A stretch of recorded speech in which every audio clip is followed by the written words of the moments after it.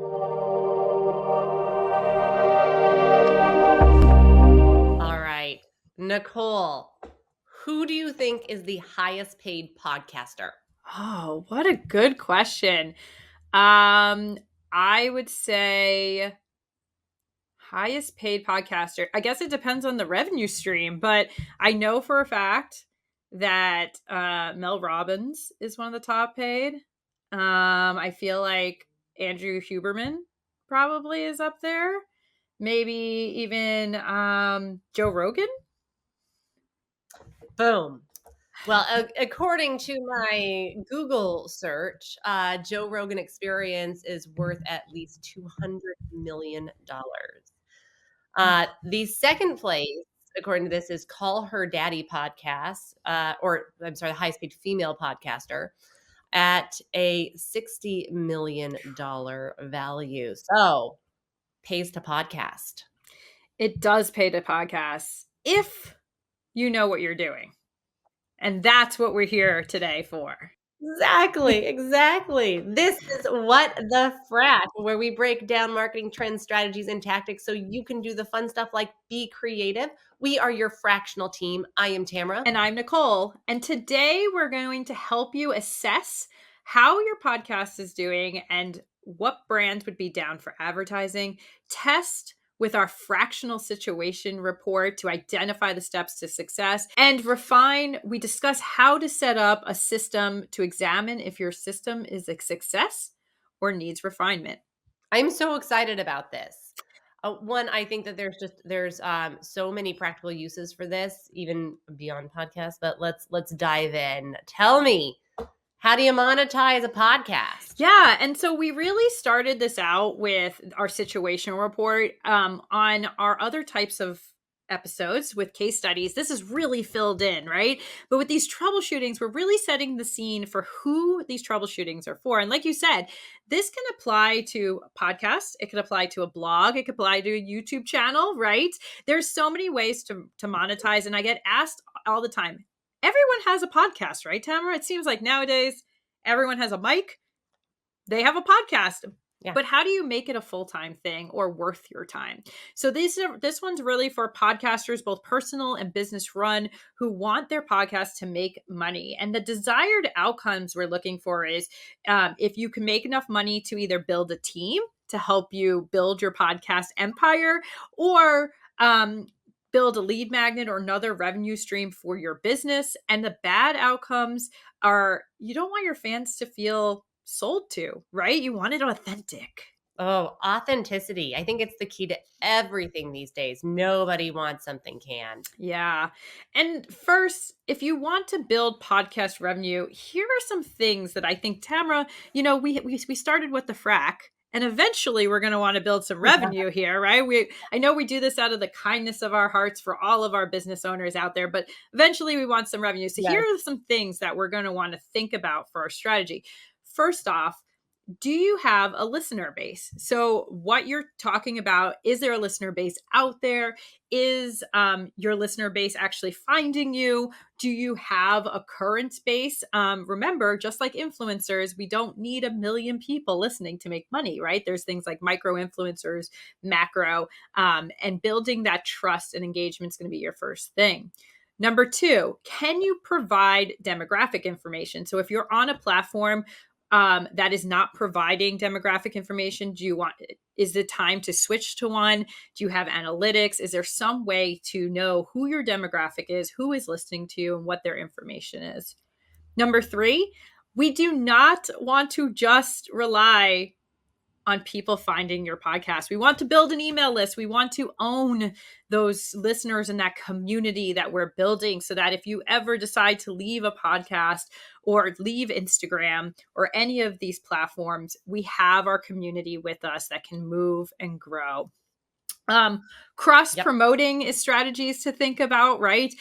One thing I hear all the time is, I'm going to start a podcast, and I immediately as a marketer cringe, not because everyone has a podcast. I think podcasts are great. I listen to podcasts, but because podcasts for small brands who don't have a following is one of the hardest ways for people to find you. There's no search engine involved, there's no keywords involved, right? You're really grassroots growing a podcast. So is there ways to cross promote? Is there ways to use some of these search engines like YouTube, like Instagram, that can get people to your podcast? And lastly, can you work with guests who have big audiences or hot topics? And these are some things that we're going to be thinking about and talking through. Tamara, I know that I just kind of put a lot out there, but anything I missed? No, I think this is a great place to start. Like that's the foundation that you want to think of before you monetize, right? Because you're going to need to build. So like when you start your podcast, you need to have a great idea. Like, right? That's the first and foremost. Then once you have that great idea and you've got that great format, then you've got all of these things before you monetize. Mhm. Because no one's going to spend money with you unless you have those in place. It's not, you know, just a magical thing that you start a podcast and you automatically get listeners. There's a lot of work that goes into building that.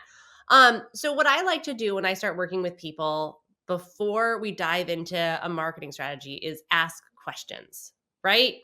We want to make sure that we are planning the right strategy based on the outcomes that you want. So, my first question is what's something my audience needs? So, from collaboration products to new themed episodes, your audience should be dictating the type of partnerships, including guests, that you have on the show. Because really, when you start a podcast, it's not necessarily just self serving, right? You're not just like talking about all of your whims and wants, right? You are providing something to your community. So, what is it that you're providing? What does your community want? Nicole, what is your top question? Well, and I first have an actual example for what you just said. Girls Gotta Eat podcast. You ever heard of them? Yep. So they are a podcast very much about what you just said, talking about their whims and the things that they're curious about. But they have a really great example of this. They actually started a business called Vibes Only, which is vibrators and is trying to be inclusive to their community of women who want to make, women's health and that part of the women's body open and transparent to this, right? And take the stigma away. They saw their audience, they saw a need. They're now making revenue off their podcast, not off of advertising alone. Yeah, that's a great example. It's a great example of knowing your community. Knowing your community. I don't think that would work really well with some of the other podcasts out there. But my first question, Tamara, is can my content be used in other formats? So just because many podcast platforms don't pay you for views or do a good job as search engines like we just talked about, doesn't mean you can't use your content on other platforms to bring in new viewers and revenue. And a great example of this is YouTube. Even if you're not comfortable on video, you can still put the audio with some photos or something, some sort of background up on YouTube. And YouTube and TikTok are the two largest search engines outside of Google. So why not take advantage of that and get new people over to your podcast and possibly get paid and monetized for your podcast? So that would be a really quick question. And one podcast to look at how that works is we just talked about Travis Kelce in our last episode.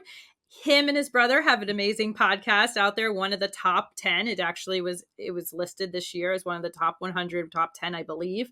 They do a really good job of posting on Instagram and TikTok, pushing people to their podcast. So look at that example. That's great. And kind of in line with that, one of the questions I ask is podcasting the right medium, right? Just because you have something valuable to say or teach doesn't mean a podcast is the best way to do it. If you're having trouble monetizing your podcast, think about other ways to provide value, like a course or a short form. Really understand where you're providing value and what is worth your time. Yeah. Just because a podcast is an opportunity doesn't mean that it's the best opportunity. Someone I like to look at is Jesse Showalter.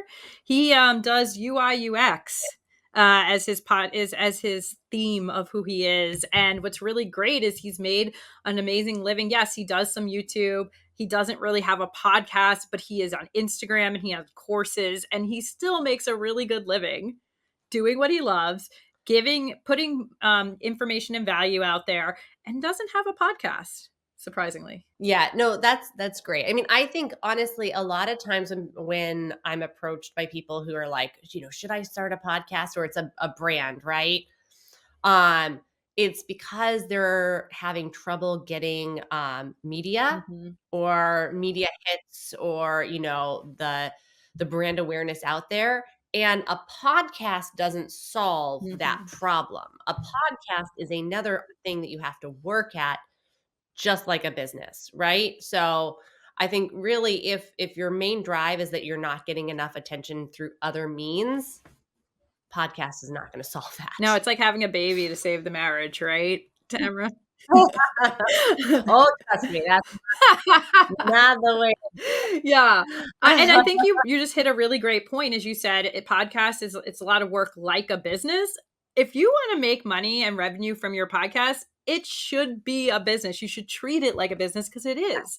So my last question I like to ask is, what do I feel most comfortable with? And just because another podcast puts video out on YouTube, like for instance, Women of Impact, or any of those, like School of Greatness, right? They film their podcast, they put the video out there, they put it on YouTube. Doesn't mean you have to, right? If you feel uncomfortable in front of the camera, or you feel uncomfortable being a solo host, then find another way.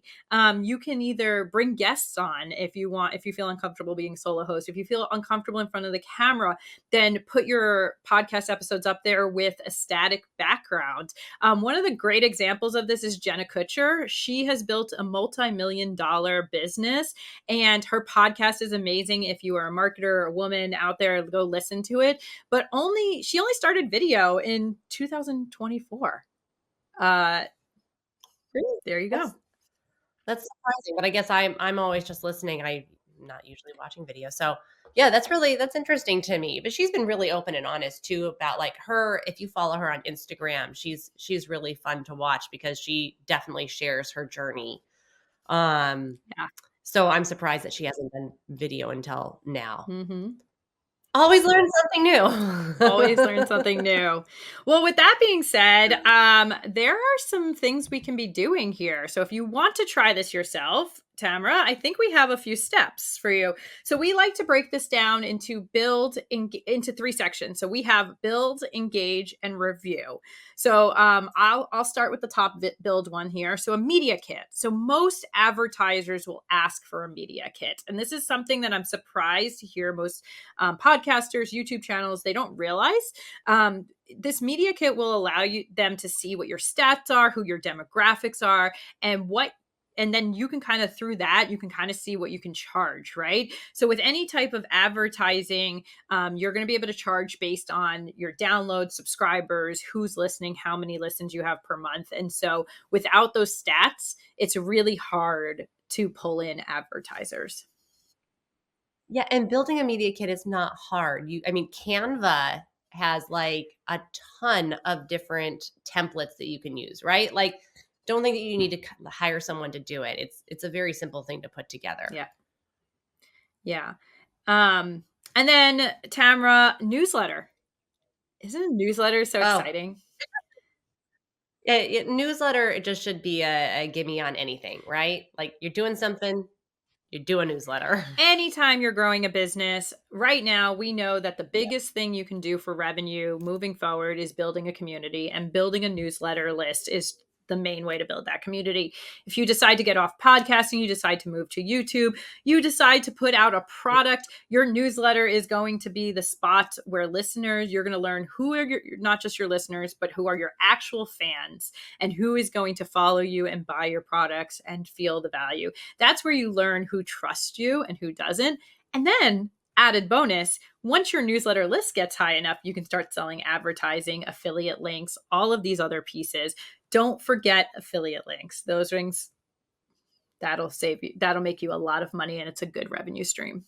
We're gonna have to do a troubleshooting just on affiliate links. I feel like we've been talking about that a lot. Yeah, and this is just the thing. I think they're going to have to do a troubleshooting episode on just there used to be very set ways to make revenue in a business, right? I start a podcasting, I literally go and get advertisers, right? I start a retail business, my only way of revenue is selling products, or I sell a I start a nonprofit, my only way of revenue is donors. And nowadays, one of the things that I preach a lot about is that there are a million ways to make money. We need to stop Yeah. thinking about the conventional ways of making money. An affiliate can almost fit into anything that you do. Yep, 100%. So after you build, you have to engage. So, how are some ways that you can engage, or what are some ways that you can engage? Co-branded. Think outside the box. Build a relationship with a brand by doing non-paid campaigns with them first. Show them that you can bring something to the table and build from there. So, I mean, co-branding, partnerships, like that is one of the top and easiest ways to grow your audience, because you are uh, basically taking from someone else's audience. But make sure when you co-brand that the audiences are aligned. Don't just reach out to anybody. Make sure that you're going to actually get those listeners, get those watchers. Engage, reach out. So find companies that are sponsoring other podcasts like yours and start building a relationship either on LinkedIn or through email or on social media, right? Um, when I was a journalist, one of the main things that I liked, and people who I would work with would always like be active with me on social media. They would be commenting or sending messages. So when you reach out, and you create those relationships before you ask, it's a big deal. You build, engage, and then review. We need to review now, Tamra. So the first thing to do is surveys and quizzes. Any way to find out more about what your audience wants without actually asking them for feedback, right? So when we ask for feedback, we generally only get about 2% of people to do any sort of feedback loop. And so we want to get this information. So maybe a social media pool and A/B test content to find themes, right? Build a quiz that gives you some insight, but they feel like they're getting a little bit of a fun twist on things. Anything that's going to get you insight into what they want to see more of is going to help you with that review. And then review it and see which content's doing better, all of the data, and then build your next episodes around those pieces. And use old school methods. So don't forget to go back to the basics. The more valuable and shareable your content is, the more people will send it to friends and family. Seeing which content does best gives you a better idea of what people want to see. And I know that this is a spot where this whole episode's about making money, building revenue. Yep. Each of these pieces we've talked about may not directly make you money. It might not be the revenue stream, but you need these pieces because at the end of the day, it all comes back to community. If you're not building listenership, if you're not building demographics on your email list, if you're not building, nobody's going to want to give you money, whether that's your consumers, your advertisers, all of those people, right? So how do you build revenue? Like, where do you see the revenue streams coming in if you are a podcaster? So let's say we're taking What the Frac, for example, right? We have this wonderful show, right? There's so many ways we can make revenue if we know what we're doing, right? So right off the bat, putting things on YouTube, social media, once you hit a certain amount of eligibility, so 500, or I'm sorry, 1,000 subscribers, 4,000 watch hours, you actually get paid for all those ads that go on during your video. So you can make some money. Now, let's face it, most people aren't getting rich off of YouTube money, but that's still money coming in. That's still a revenue stream. Affiliate links. So if you talk about software, you talk about products, we just did a nice AG1 You one little episode. I could put my affiliate link below. Any person who buys it, I get a percentage, whether that is as a credit to my subscription or actual money being paid out. Affiliate links is a way to build revenue. Now, remember, the more viewers, the more people buying those things, the more revenue you're going to make. Some influencers can make a whole living off of affiliate marketing. But in the beginning, you're going to make $10 here and $10 there, right? Remember, when you first start revenue streams for podcasting, your first goal is to make money to pay for the editing and all the stuff that goes into podcasting, right? All of those pieces. Another way to make money is your newsletter, right? So advertisers on both your podcast, so mid rolls, the beginning of the podcast, end rolls, all of those pieces, advertisers in your newsletter, as well as your newsletter, the amount of people on your newsletter doing some sort of co-branded products, doing some sort of digital product. You know your audience better than anyone. What do they need? Build it. Do a course, do a checklist, do any sort of digital product, even if it's $50, right? If you have a group of people who just have questions for you, maybe $5 a question, right? There's different ways we can make revenue. We can even go into talking about course sales. So things like Skillshare, that will pay you for anyone who watches your course and the amount of minutes they watch your course, right? So there's that. You can, if you don't want to sell things like courses, products, or any of those pieces, we can go into speaking engagements. Wow. Right? Once you have a big enough community, you can get paid to speak. Why do you think all these people go on the speaking circuit? They get paid to speak, right? So there's lots of ways to make money off of your podcast, and it doesn't necessarily have to be just QuickBooks, selling you guys some, sponsorship. Also, Tamara, I mean, we are fractional executives. So what the Frac can offer you guys now build trust through us. You know that we have expertise. You come to us for our fractional advice, and we can now sell you through our companies. So you can have a secondary company that you're sending leads to and make revenue off your podcast. Boom, Nicole, just laying it down. I love it. I love all the great ideas. So here are the key takeaways if you would like to start your own podcast and make some revenue. 1, you have to know your listeners. 2, you have to build your numbers. 3, be comfortable and confident. 4, it doesn't always start with money. It's the hardest lesson to learn, right? 5, think outside the box. And 6, at the end of the day, it's all about community, which I think is one of the best lessons. It's always about community. And our Always. community is small and medium-sized businesses. And so if you are a small and medium-sized business and you're looking at this, what takeaway can you have? So if you're small and a new organization, start building relationships, right?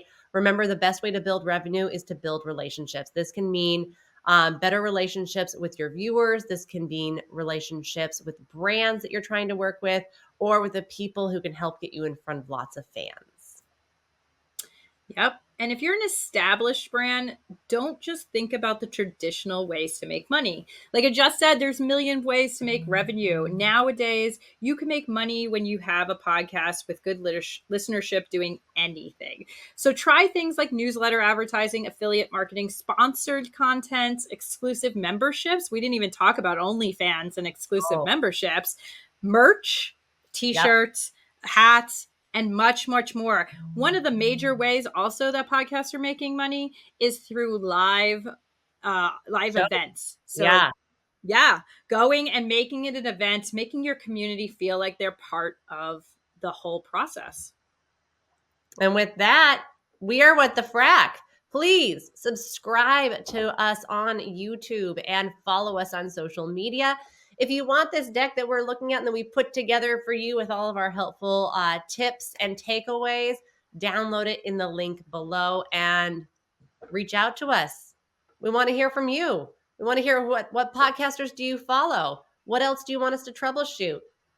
Tell us. Let us know. Well, we'll see you later. And remember, happy marketing. Happy marketing.